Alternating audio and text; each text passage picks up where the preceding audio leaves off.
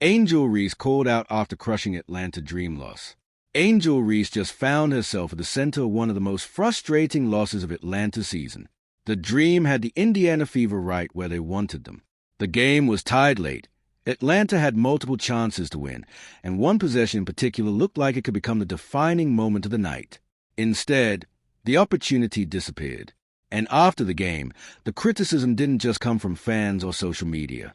Atlanta's own coaching staff openly discussed the team's late-game problems, including the breakdowns that allowed Indiana to escape with an overtime victory. But before we get to the post-game comments, we need to go back to that final possession. With just 6.6 seconds remaining and the score tied at 81, Atlanta had the ball. The Dream had been controlling the offensive glass throughout the fourth quarter, and this was their chance to finish the game. Ryan Howard received the inbound and launched a three with 4.9 seconds left. It missed everything. Normally, that would be the end of the possession.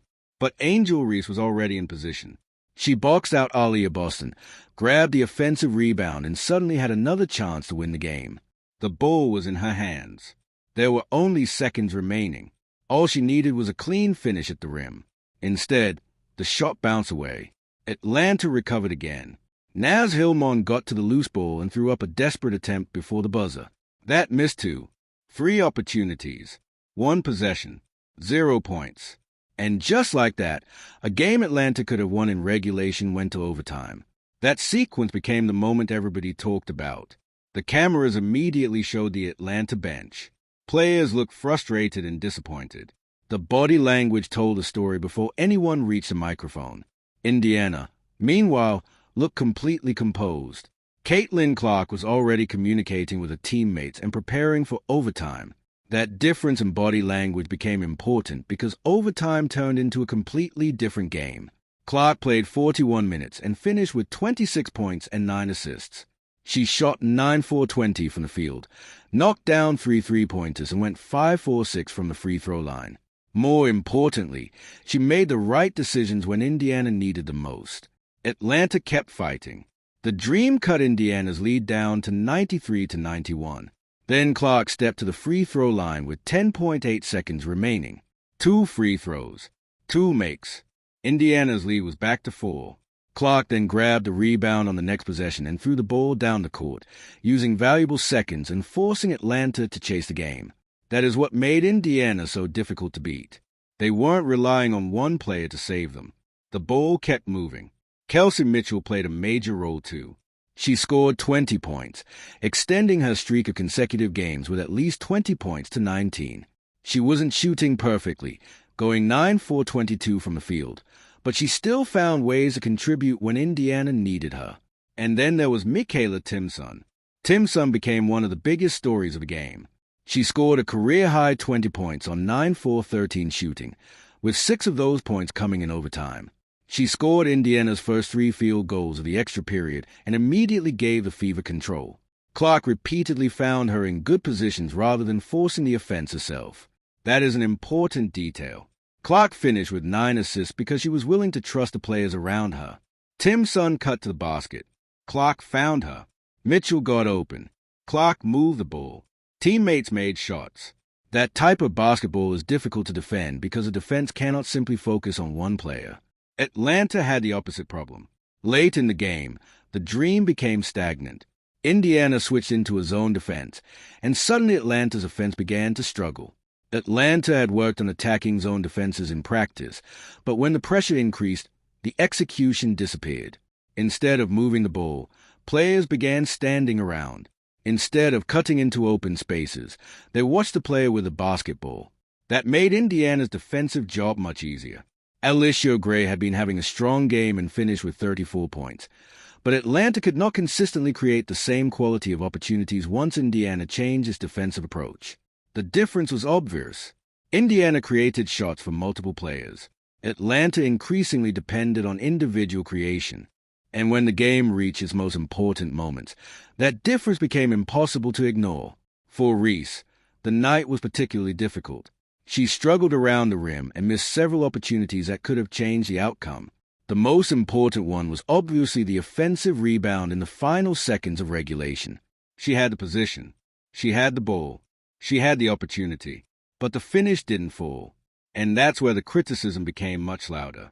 After the game, Atlanta's coach addressed the late-game problems, rather than blaming one player for everything.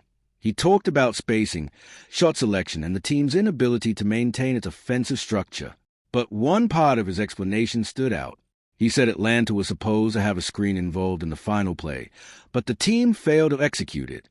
That matters because it means the final possession wasn't simply a case of someone taking a difficult shot. The team had a plan.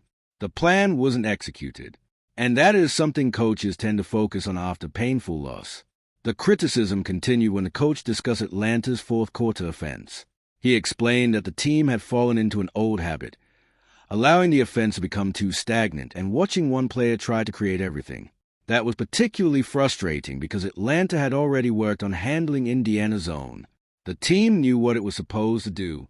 The problem was execution.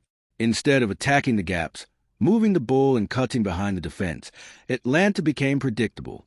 And against a disciplined Indiana defense, predictable offense is exactly what you don't want. The contrast with Indiana was impossible to miss. Stephanie White's team continued to move the ball. Clark trusted her teammates. Mitchell continued attacking. Timson stepped up. Boston defended at a high level. Everyone contributed. That is why Indiana could survive a difficult shooting night and still win. Aaliyah Boston was especially important defensively. She finished with 5 steals and 3 blocks and made life extremely difficult for Reese around the basket. There were stretches where Reese struggled to score, and Boston's defensive presence was a major reason. Then came the social media explosion. After the missed layup, cameras caught Clark walking behind Reese. Reese had her face buried in her hands. Clark appeared to smile as she walked past. Almost immediately, the moment started circulating online. Fans turned it into memes. Some interpreted Clark's reaction as disrespectful. Others viewed it as nothing more than a natural reaction to an unbelievable sequence. And because Clark and Reese have been connected since their college days, every small interaction between them receives enormous attention. Their rivalry has followed them into the WNBA, and moments like this only add another chapter. But the biggest story shouldn't be reduced to one facial expression. The real story was what happened during the game. Atlanta had chances. The Dream controlled the offensive glass. They had multiple opportunities late in regulation. They had a chance to finish the game at the rim. They didn't. Indiana took advantage. There were also several physical moments throughout the game that generated debate. Reese was involved in contact with Clark during a rebound battle, and Clark immediately reacted to the play. There were also physical plays involving Kelsey Mitchell and Aaliyah Boston. Whether those moments should have resulted in additional calls became another discussion point among fans. But Indiana didn't allow the physical nature of the game to derail them. They stayed focused, and that may have been the biggest difference of all. The Fever now had 4 straight wins, and this victory was especially valuable because it came against a playoff-caliber opponent in overtime. Clark didn't even describe the performance as perfect, but perfection wasn't necessary. Indiana simply needed to make better decisions in the biggest moments. And they did. For Atlanta, the loss was much harder to swallow. The Dream had a real opportunity to win. They had possession with the score tied. They had an offensive rebound. They had another chance after the first miss. And still, they couldn't finish. That is the type of loss that can stay with a team. The questions surrounding Reese will probably continue. She remains one of Atlanta's most important players because of her rebounding, physicality, and ability to impact games around the basket. But those strengths also come with expectations. When a player is heavily involved in the offense and the team reaches a decisive possession, every mistake becomes magnified. That's exactly what happened here. The missed layup didn't single-handedly cost Atlanta the game. There were plenty of other reasons. The fourth-quarter offensive collapse mattered. The inability to attack the zone mattered. The missed shots mattered. The overtime defense mattered. Indiana's execution mattered. But the final missed opportunity became the image everyone remembered. And that is the brutal reality of sports. A player can make dozens of good plays throughout a game, but one mistake in the final seconds can dominate the conversation. For Indiana, the win showed something even more important. The Fever are becoming increasingly comfortable winning games in different ways. Clark can score. Mitchell can carry the scoring load. Boston can control the defensive end. Timson can emerge as an unexpected offensive weapon. And when one player struggles, someone else can step up. That's the kind of depth that becomes extremely valuable as the season moves toward the playoffs. For Atlanta, the challenge is figuring out how to prevent this from happening again. The talent is clearly there. The effort is there. But when the game gets tight, execution has to become sharper. The Dream cannot afford to stand still against his own. They cannot afford to abandon ball movement. And they certainly cannot waste multiple opportunities on the same possession when the game is there to be won. That's what made this loss so painful. Atlanta wasn't completely outplayed. They were beaten in the moments that mattered most. And Indiana's stars were ready when those moments arrived. Clark finished with 26 points and 9 assists. Mitchell reached 20 points for the 19th consecutive game. Timson delivered a career-high 20 points. Boston provided the defensive pressure. Together, they found a way to survive. Atlanta couldn't do the same. So now the question becomes what happens next? Does Atlanta respond? Does Reese bounce back? Can the Dream fix the late-game offensive problems that surface against Indiana? And perhaps most importantly, can they turn a painful loss like this into a lesson instead of allowing it to become a recurring problem? Because the season isn't decided by one missed layup, but games can be. And this one slipped away from Atlanta in the most dramatic way possible. Indiana walked out with the overtime win. Atlanta walked away with a list of mistakes to fix. And Angel Reese walked away knowing that the next time the ball finds her in that situation, everyone will be watching to see what she does. What do you think was the biggest reason Atlanta lost this game? The missed opportunities, the fourth-quarter offensive collapse, or Indiana's execution in overtime? Let me know in the comments. And if you enjoyed the breakdown, make sure to like the video, subscribe, and turn on notifications for more WNBA stories, controversies, and game breakdowns.